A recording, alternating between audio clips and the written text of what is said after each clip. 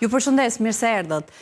Në 31 mars skadon afati për plotësimin e deklaratës vjetore të të ardhurave, apo asaj që njihet ndryshe si diva. Deri më tani, nga dhënat e bëra publike nga administrata tatimore, rezultojnë, i shohim edhe në këtë foto të shpërndar nga administrata tatimore, rezultojnë deri më tani 125.411 individ, pra persona, punonjës, të cilët kanë plotësuar deklaratën vjetore të të ardhurave, diva, ndërkohë që krahas tyre kanë pasur detyrimin, le të themi, për të plotësuar deklaratën për të ardhurat personale nga biznesi, edhe në këtë rast janë 91.600 të tilla dhe janë 21.790 deklarata për tatimin mbi të ardhurat e korporatës. Janë këto të dhënat e administratës tatimore deri më 28 mars, por krahas duke mbetur tek diva, krahas punonjësve të detyrimin për të plotësuar këtë deklaratë kanë pasur data të cilët gjenerojnë të ardhura përmes Booking dhe Airbnb.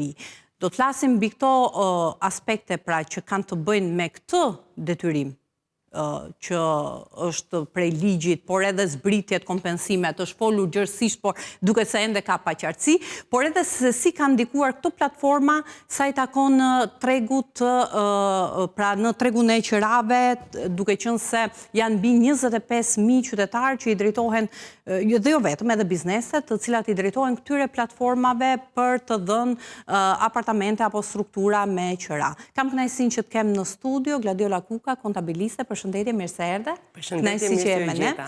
Ester Subashi, eksperte e tregut të pasurive të paluajtshme. Përshëndetje, mirë se erdhe, kënaqësi. Edhe Artan Hoxha, po ashtu ekspert i pasurive të paluajtshme. Faleminderit. Tregut të pasurive të paluajtshme. Përshëndetje, kënaqësi që jeni. Gladiola, dua ta nisim pak bashkë. Janë të dhëna deri më 28 mars. Ndërkohë që edhe një ditë afat ka mbetur, pasi nesër mbyllet, le të themi, koha për plotësimin e divas, duke mbetur tek diva. Si e shikon këtë tregues 125.000 kërkesa, deklarata? Atëherë, në lidhje me raportin e të dhënave për divën, duhet realisht të presim informacion nga Drejtoria e Përgjithshme e Tatimeve, pasi vërtet diva është një deklarat e detyrueshme për një kategori njerëzis, për ata që plotësojnë të ardhura mbi 1.200.000, për ata që kanë mbi 50.000 lek të ardhura të patatueshme, apo dhe për ata të cilët gjatë periudhës 2025 kanë qenë të dypunësuar. Që do të thotë, ligji nuk kufizohet vetëm në aspektin e detyrimit, pra mund ta deklarojnë divën të gjithë individët, pasi në këtë periudhë për 2025-ën ka pat një interes akoma më të lartë, përsa kohë që në këtë vit ka ndodhur kompensimi, pra është dhënë një avantazh për kompensimin për të ardhurat nga fëmijët apo dhe për shpenzimet në lidhje me arsimin e tyre. Që do të thotë, nëse ky raport pra është vetëm për individët, nuk e kam informacionin e saktë, nëse këta individ për të cilat themi që kanë deklaruar divën janë ata të cilët e kishin detyrim apo janë edhe nga pjesa tjetër. Pra thënë ndryshe, çdo individ mund ta deklarojë divën, por të detyruar janë vetëm ata që plotësonin 3 kushte dhe vetëm këta mundet të penalizohen nga Drejtoria e Përgjithshme e Tatimeve për mos deklarim. Kurse për pjesën tjetër është e lirë. Dhe pjesa tjetër thash që e ka patur një interes përsa kohë që mund përfitonin zbritjen për fëmijët 9-18 vjeç dhe shpenzimet për arsimimin e tyre. Megjithatë, duke pasur parasysh këtë risi, pra që mund të përfitonin në rimbursim, shpenzimet të zbritshme në momentin që kanë fëmijë 9-18 vjeç, 125.000 deklarime i përgjigjet realitetit? Nuk mund. Për shembull, sot është deklaruar që pritshmërit janë që në 24 orët e mbetura të shkohet 180.000 deklarime. Është normale që ditët e fundit numri i deklarimeve rritet, por edhe njëherë, nëse në grupi i detyruar është 125.000, ndoshta nga ky grupi i detyruar 25.000 kanë deklaruar se këto 100.000 të tjerët mund të jenë individ të cilët nuk e kanë pas detyrim ligjor, por duke qenë se kanë përfituar për zbritjen e fëmijëve. Në këtë aspekt unë nuk mund ta jap raportin që është le të themi në pritshmëri, pra në trendin e asaj që brenda datës 31 ata që kanë shifrat, pra për të kuptuar se sa nga ata kanë detyrim ligjor dhe sa kanë aplikuar. Atë informacion mund ta japi vetëm drejtoria e përgjithshme. Pra ne dim vetëm një numër total të deklaratave diva për të cilat janë deklaruar. Por se sa nga këto individë kanë pas detyrim dhe sa jo, këtë nuk mund ta dim. Pra edhe për te pjesës që ligji kufizon, pra detyron një kategori të caktuar individësh për ta bërë këtë deklarat, asnjëri, të gjithë ne mund ta bëjmë edhe pa u kushtëzuar brenda këtyre kornizave 1, 2, 3, 4 që tham në lidhje me të ardhurave. Pra edhe nëse nuk i plotson nivelin e të ardhurave vjetore, edhe nëse nuk ke 50.000 lekë të patatuara gjatë vitit, edhe nëse nuk ke, pra thjesht merr një pagë, por ti do që të marrësh rimbursimin për fëmijë, kanë shumë individ cilët janë interesuar dhe e kanë bërë këtë aplikim. Pra për te kësaj nuk mund ta ndajmë shifrën se sa nga këta 125.000 e kishin detyrim ligjor dhe sa nga këta janë njerëz që jo thjesht përfituar, por njerëzit kanë filluar të ndërgjegjësohen dhe ta bëjnë deklaratën individuale, për sa kohë që të ardhurat tashmë do jenë të deklaruara, mund të duhet në një të ardhme për një kredi, për shumë arsye të tjera dhe ashtu sikurse dikur, pra duke ulur niveli të ardhurave, duke u rritur baza e individëve në të cilët janë të detyruar ta vendosin veten përballë këtij fakti për ta deklaruar divën brenda afatit. Ndërkaq, nuk janë të përjashtuar pjesa tjetër që nuk i imponon ligji. Pra kanë të drejtë dhe ata ta deklarojnë. Dhe unë, domethënë, personalisht kam bërë shumë individ të cilët nuk kishin detyrimin ligjor, por duke qenë se nëpërmjet divës mund të përfitohej shpenzimet në lidhje me arsimimin apo në lidhje me përfitimin për secilin nga fëmijët në moshën 18 vjeç, atëherë e kanë bërë për të pasur këtë kompensimin në një moment të dytë, duke bërë kërkesën për në timbar mbrapsht. Ndërkohë që krahas plotësimit deklaratës do mbetemi pak këtu dhe pastaj do të diskutojmë mbi platformat Airbnb dhe Booking, por duke mbetur tek detyrimi për deklaratën vjetore. Krahas pra plotësimit të divas ka qenë edhe për deklaratat e të ardhurave personale nga biznesi, ky afat fundor, edhe për deklaratën për tatimin mbi të ardhurat nga e-korporatës. Po, realisht... Përkatësisht 91.600 e para dhe 21.790 tjetra, sepse i kam të dhënat. E kuptoj. Atëherë, realisht, ky është viti i parë në të cilën të gjitha deklaratat janë unifikuar në datën 31 mars. Kjo për ne ka qenë një vështirësi, përsa kohë që normalisht i gjithë informacioni që shtrihe nga 10 shkurti deri me datën 30 prill, vitin e kaluar, tashmë duhet të përpunohet brenda datës 31 mars. Që do të thotë, gjithë kategoritë e mundshme, qofshin ato biznese të cilat ne në kontabilitet i quajmë persona fizik, në kuptimin e përgjegjësisë ka shi të tretëve, qofshin ata që janë persona juridik, qofshin dhe individët, pra të gjithë kategoritë që kanë të ardhura, pavarësisht llojit nga biznesi apo nga paga, ishin të detyruar apo më saktë kanë afat edhe 24 orë për të deklaruar të ardhurat e tyre, qoftë nga biznesi, qoftë edhe nga të ardhurat nga punësimi apo investimet e tjera në cilat do flisni në një moment të dytë. Këtë detyrime kanë pasur dhe ata të cilët kanë përdorur platformat Booking dhe Airbnb.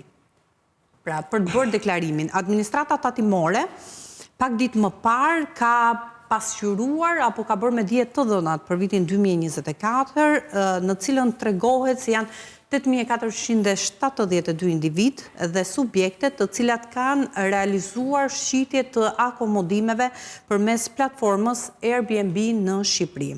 Me një vlerë totale gati 3.8 miliard lek ose $40 milion, ndërkohë që krahas kësaj, sa i takon platformës Booking, është bërë e ditur posërish nga administrata tatimore se hotelet dhe qytetarët pra shqiptarë që kanë përdorur këtë platformë janë 17.225 biznese dhe individ pra dhe gati 80.1 milion euro të ardhura gjatë periudhës janar-shtator 2025. Ndërkohë që komisionet e paguara përkundrejt platformës në këtë rast janë 12.8 milion euro. Edhe ky pra është një detyrim që këto biznese dhe këto individ të plotësojnë divën. Për sa kohë që një subjekt ushtron aktivitetin apo një veprimtari, qoftë edhe të dhënies me qira me ditë, me legjislacion duhet ketë një NIPT, megjithatë, në hapësirën ligjore në të cilën mund të përfitojnë, mund të këto të ardhura t'i deklarojnë në diva, përsa kohë që është e pranueshme edhe kjo pjesë, atëherë ky raport është normale sepse kemi një informacion, shkëmbim informacioni, duke qenë se booking mund të ketë ato si që kemi ne lidhjet ndërveprimet me sistemet me njëra tjetrën dhe kuptohet qartë që me rregullin duke parë se sa janë komisionet, mund të shikojmë edhe, sepse edhe komisioni ka të bëj me çmimin që vendoset, se sa kanë qenë të ardhurat në total në lidhje me Shqipërinë, me këto individ. Kështu që për këtë arsye, administrata tatimore ka dalë me një njoftim për ndërgjegjësim, pasi këto të ardhurat duhet deklarohen. Në dijenin time, përsa kohë që deklaratat diva do të fillojnë të kontrollohen nga administrata tatimore që nga viti 2019, sepse momentalisht edhe data e nesërme na pret për të mbyllur diva 2025, ndërkohë që kemi të drejtë në 5 vite të kontrollojmë. Pra, individët të cilët kanë pasur flukse hyrëse të paras, thonë ndryshe përfitime, ata të cilat quhen të ardhura, pra ashtu sikur se janë të ardhurat nga punësimi edhe të ardhurat në mënyra të tjera, janë të tatueshme dhe në këtë mënyrë minimalisht duhet të përfshihen në diva. Dhe jo vetëm Airbnb apo pjesa tjetër, po të gjitha të ardhurat qoftë ato nga... Fakti që do të kontrollohen prej 2019-ës? Po patjetër, sepse normalisht ne kemi gjithmonë detyrim ligjor në momentin që kemi disa të ardhurat të cilat nuk janë tatuar, ashtu sikurse edhe për bizneset, që edhe pse kanë deklaruar, vetë deklarimi në fund të çdo formulari, ne duhet ta lexojmë me vëmendje që kemi të bëjmë dhe firmosim me një deklaratë të cilën ne jemi ata persona që kemi shprehur vullnetin e tonë të lirë. Në momentin që nuk e kemi deklaruar apo e kemi deklaruar gabim, është normale që në një moment të dytë administrata tatimore, sepse nuk mund të jetë çdo ditë në zyrat tona, mund ta rishikojë dhe për këtë arsye do rishikohen të ardhurat se kush nuk i ka deklaruar, megjithatë. Pra edhe historiku i deklarimeve. Gjithmonë të shprehura vullnetarisht përmes deklaratës. Patjetër, dhe ne e dim shumë mirë që para një viti u shty deklarata e divës, përsa kohë që njerëzit nuk ishin filluar të ndërgjegjësoheshin, që duhet ta deklarojnë, qoftë edhe në rastin kur ishin të dypunësuar, pra kishte institucione të tëra ku punonjësit ishin të dypunësuar dhe nuk e kishin deklaruar, u shty afati. Pastaj morën dhe penalitet, pastaj u deklarua, sepse një deklarate pa dorëzuar, edhe pse në sistem nuk mund kesh penalitet, në momentin që dorëzohet, automatikisht merr dhe penalitetin për te pjesës që nëse del me detyrim për të paguar, nga momenti i detyrimit dhe deri në pagesë kemi kamat vonesat edhe interesin që do paguhet. Për këtë arsye, minimalisht të paktën për divën 2025, jemi akoma brenda afatit, nesër është dita e fundit. Kështu që duhet shfrytzuar kjo kohë e mbetur për plotësimin e deklaratës vjetore të ardhurave, gjithmonë nga kategoritë mbi të gjitha ato të cilat e kanë detyrim ligjor, në mënyrë që të mos përballen me penalitete. Do ndalemi edhe tek pjesa e penaliteteve, se çfarë përcaktohet edhe në rastin e individëve, pra punonjësve, por edhe në rastin e bizneseve, por Ester, lidhur me platformat Airbnb dhe Booking, kanë hyrë fuqishëm edhe në përpjekjet që janë bërë për formalizimin e tregut. Nuk di, pra ju i vlerësoni këto, kanë dhënë apo jo rezultat përpjekjet e bëra në kushtet kur jemi 25.000 individ dhe biznese i drejtohen këtyre platformave për të mundësuar akomodimet apo rezervimet. Si kanë ndikuar fillimisht tek tregu i qirave? Atëherë, ne merremi me qirat afatgjata, minimalisht 1 vjeçare. Patjetër që tregu i Airbnb-ve ka ndikuar, duke qenë se më përpara qiramarrësit bënin kontrata minimalisht 1 vjeçare. Tani ata kanë filluar dhe po i bëjnë kontratat 2 edhe më shumë, duke qenë se ka ndikuar te pjesa e rritjes së çmimeve. Duke qenë se është rritur ndjeshëm kërkesa e klientëve për të marrë dhe për t'i trajtuar pronat me Airbnb, ka ndikuar dhe në rritjen e çmimeve të qirave afatgjata. Pra, kërkesa e lartë për që vjen nga qerat ditore, ka bërë që të Rritin ndjeshëm në rastin e qerave afatgjata të konsiderohen në momentin pra që gjenden përpara një kontrate të tillë të mos e shohin si një zgjidhje afatshkurtër, por një zgjidhje nëse ka qenë një vit, tani shkohet 2 vite. 2 vite. I bëjnë 2 vite. Sepse duan të kenë më shumë siguri. Duan të kenë siguri dhe duan që çmimi të qëndrojë po i njëjtë, sepse duke qenë se Airbnb-t kanë kërkesë, çmimet vazhdojnë që të rriten për qerat afatgjata. Dhe normalisht momentin që ti bën një kontratë 2 vjeçare, çmimi qëndron i njëjtë. Qëndron një vit. Ndërkohë që Artan, lidhur me të dhënat, sepse ne thamë që në gjithë Shqipërinë janë 25.000, duke ju referuar të 2 platformave, biznese dhe individ të cilat paguajnë komisione për të nxjerrë pra njoftimet në Airbnb dhe Booking. Ndërkohë për Tiranën shkonte një shifër... Siç dua tani aty ku ala kolegja, siç kolegja përmendi, agjencitë e real estate që unë bëj pjesë, kryesisht merr me qera afatgjatë. Por paralelisht ne kanë ndiku qerat afatshkurtra që ne i themi Airbnb dhe Booking për një arsye shumë të fortë. Siç është zona ish bllokut, Pazari i Ri, zona rreth qendrës, është shumë e vështirë të gjejmë qera sot që të lidhin një marrëveshje me qytetarë që kërkojnë për 1 vit apo 2 vite. Flasin për familje apo për profesionistë që jetojnë rreth qendrës apo kanë punët e tyre në këto territore dhe i nevojitet patjetër që zona ku ata jetojnë, siç është shkolla e fëmijëve, arsimi, shëndetësia e tjera, që t'i kenë afër, duke marrë parasysh punën që këto qytetarë bëjnë, mund të jenë bankier, mund të jenë ekonomist, mund të jenë kontabilist, por nga ana tjetër, siç ju më pyetët, atëherë unë kisha një takim me një nga kolegët e mi të Zyrës, i ka disa apartamente që përdor Airbnb dhe Booking, sot paradite dhe më tha që në vitin, para 3 vitesh më fal, ka nisë në këtë rrugtim dhe ai më tha që Artan në kohën kur unë kam nisë këtë punë, kishte në treg 1000 deri në 1200 apartamente, përjashtu hotelerin, vetëm zona e Tiranës, zona rreth zona e vogël e Tiranës. Të cilat operonin përmes këtyre platformave me qera... Sot ato shkojnë 2000 deri në 2300, që është dyfishuar dhe më bërë një përllogaritje. Më tha që sot që ne flasim, ne kemi 12 apartamente dhe të cilat 6 prej tyre janë të zona dhe 6 janë të lira. Kjo ka ardhur nga dyfishimi i numrit të apartamenteve nga 3 vite më parë në sot. Por jo të një gjithë periudhën, sepse periudha më e dobët për Airbnb dhe Booking është janar shkurt mars. Kjo është e përkohshme, sepse në muajt qershor, korrik, gusht, që prurjet janë më të mëdha nga qytetarët evropian dhe jo vetëm, që zgjedhin të pushojnë Shqipëri, kryesisht Tiranën e përdorin si zonë në tranzit, që flen një natë në Tiranë dhe pastaj drejton drejt jugut apo drejt veriut Shqipërisë. Të rënje më shumë se sa rënje të kërkesës, e shihni të lidhur me sezonin, që do thotë ky nuk është momenti që ka më shumë kërkesë, pra është periudha e më vonshme, ajo që regjistron më shumë regjistrime, le të themi, apo kërkesa apo prenotime përmes platformave. Platformën e kontrolloi sot për apartamentin që ne disponojmë dhe qershor, korrik, gusht ishin gati të zonat gjitha.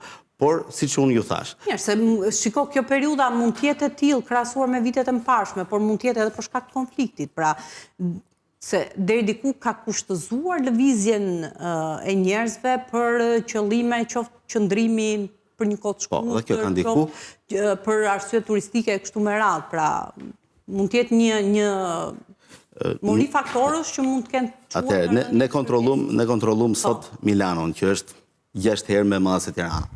Dhe vëmë re një fenomen, që Shqipëria ka një numër më të madh apartamentesh që përdoren si Airbnb dhe Booking. Sot, në platformën Airbnb dhe Booking, shifrat mos mi merë fikse, sepse ishin dikut e 1100 apartamente në treg. Në Shqipëri ishin më shumë. Kjo tregon që fenomeni në Shqipëri është në rritje për Airbnb dhe Booking, sepse Shqipëria në raport me Milano apo Milano në raport me Tiranë? Atëherë, Tirana në raport me Milano. Okej. Ja, s'më ta themi këtë, sepse Shqipëri, Shqipëria mos e keni parë në tërësi. Tirana dhe Milanos. Roma pastaj ka çfarë rezultonte sa ishin në Milano? Atëherë ishin sot që ne flasim, ishin diku te 1300 apartamente, 1350 apartamente. Në Tiranë sot ishin më shumë të lira. Ishin diku te 1400-1500 apartamente. Sot, nëse do futem në platformat Booking dhe Airbnb, është diku këto shifra. Më shumë të lira, se duat kuptoj, e shihni këtë me numrin e apartamenteve? Me numrin e lirë të apartamenteve. Me numrin e lirë të apartamenteve. Nëse ne duhet të rezervojmë. Por kjo duhet parë edhe në raport me totalin e apartamenteve. Pra sa ka Milano dhe, për shembull, trendi në Milano cili është? Që ka një rënje të kërkesës? Jo, ne nuk më ta themi këtë sepse nuk operojmë atje, por ne vëmë re një fenomen që në Shqipëri është në rritje... Jo në krahasimin e shifrave. Po, është në rritje numri apartamenteve që çdo ditë më shumë, siç dhe kolegja tha, kërkojnë të bëjnë kontratë afatgjatë për t'i përdorë Booking, Airbnb. Dhe duke u rritë numri apartamenteve, sigurisht që ka më shumë mundësi për qytetarët që zgjedhin këto banesa për një ditë, 2 ditë apo edhe më shumë. Milano mund të jetë një treg më i qëndrueshëm, më i konsoliduar se sa Tirana. Më i formalizuar. Më i formalizuar? Po, sepse Airbnb-t tani ka nisur që po formalizohen. Si Airbnb-t, si qerata afatgjata. Doja të prekja dhe tek pjesa e studentëve, edhe te studentët ka ndikuar shumë pjesa e kontratave afatgjat, duke qenë se më përpara studentët merrnin një pronë në shtator me qera, e lironin në qershor, dhe tani po lidhin kontrata afatgjate. Kështu që dalim përsëri tek tema që i lidhin për shkak që mos të rritet çmimi.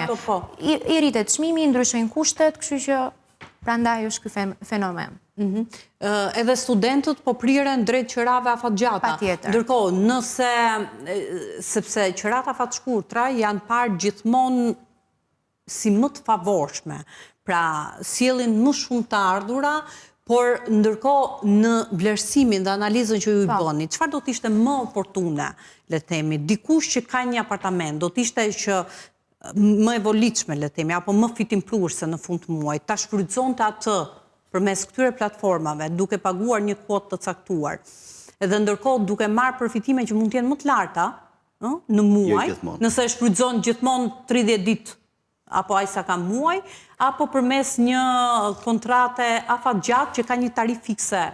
Përgjigja e një kontabilisti do ishte që kur bëhet fjalë për një apartament është çështje prove. Një herë kështu, ndërkohë që unë do thoja që secili nga ne për të gjitha të ardhurat apo për të gjithë veprimtarit duhet ndërtoj një portofol. Dhe kur ndërton një portofol, kemi një pjesë me Airbnb dhe një pjesë me qera afatgjata, që në momentin edhe kur tregu lëviz në katë kundërt, të ardhurat për ty të mos pengohen.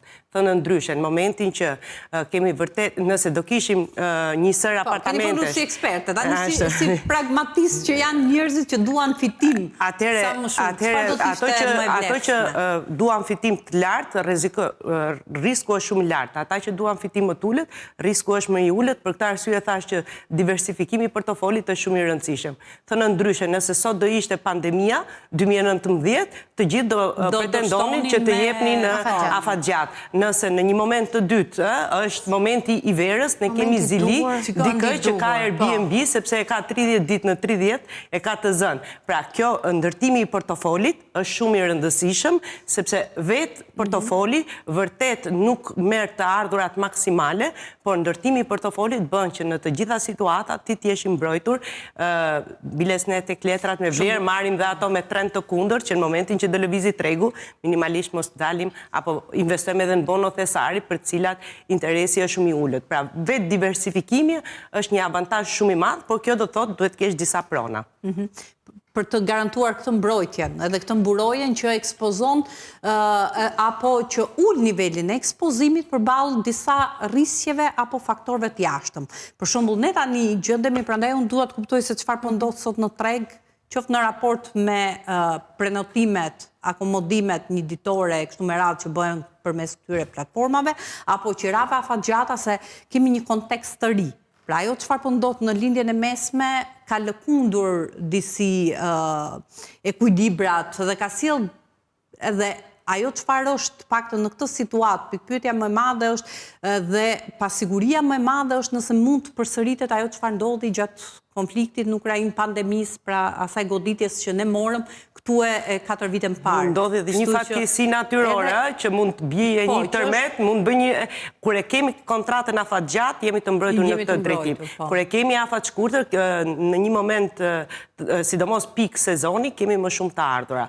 Unë si ekonomiste preferoj më mirë pak edhe sak. Okej, tek qëndrueshmëria. Dhe qëndrueshmëria është përmes një kontrate afatgjat që shmang të gjithë faktorët e jashtëm që mund të jenë goditje në momentet të caktuara. Pra, aj sa mund vi rritja, në momentin që ke një eventualitet, një gjë të papritur, mund të jetë dëmi më i madh. Ju si ekspert të tregut, ku jeni? Unë mendoj se tregu është gjithmonë në rritje. Është gjithmonë në rritje, të dy janë fitim plurës, po varet se ku klienti e gjen veten. Janë klientë të cilët e përdorin Airbnb-n si biznes, dhe ka klientë të cilët e përdorin qëran afatgjata dhe risku është pak më i ulët, duke qenë se qëraja do të jetë i njëjtë, nuk do të ndryshojë. Në Airbnb një muaj mund të ketë punë, një muaj nuk mund të ketë punë, kështu që risku është pak më i lartë. Qërat të cilët janë afatgjata, siç thash, çmimi nuk ndryshon. Ka edhe kosto të tjera të fshehura, kosto e mirëmbajtjes. Po, atë do shtoja që konsumi. Ai sa ka fitim ka edhe kosto. Patjetër, te Airbnb-t ka edhe kosto, konsumi, pastrimi, ka disa kosto, mirëmbajtje, kështu që gjithmonë jam te qirat afatgjata. Mirë, do ta vjojmë bisedën edhe në pjesën e dytë, ka një shkëputje publicitare dhe do të rikthehemi.